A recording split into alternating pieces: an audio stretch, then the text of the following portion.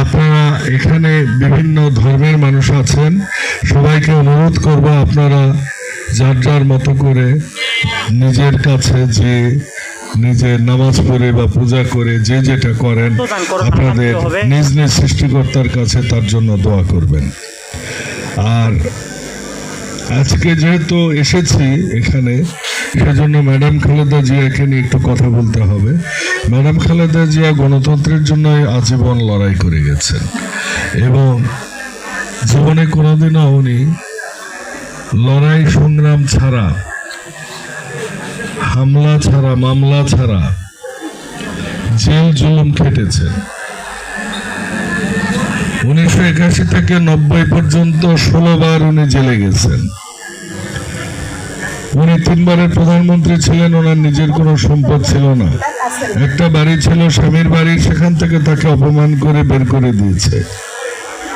উনি ওনার সন্তানকে হারাইছেন, ছোট সন্তান আরাফাত রহমানকে হারাইছেন। বড় সন্তানকে নির্যাতনের শিকার হতে হয়েছে, কিন্তু উনি কোনোদিনও কারো বিরুদ্ধে কোনো কটু কথা বলেননি। 5ই আগস্টে উনি এভার কেয়ার হসপিটালে ভর্তি ছিলেন। এভার কেয়ার হসপিটালে ভর্তি থাকা অবস্থায় উনি সারা দেশকে শান্ত করেছেন। 3 দিন দেশে সরকার ছিল না, 5, 6, 7 পুলিশও থানা থেকে বের হতে পারেনি।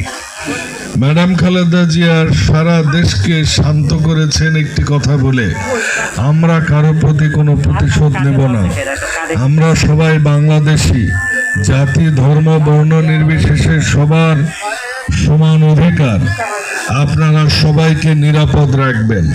আপনারা জানেন আমাদের দলের লোকজন এমনকি মন্দিরে মন্দিরে পাহারা দিয়েছে।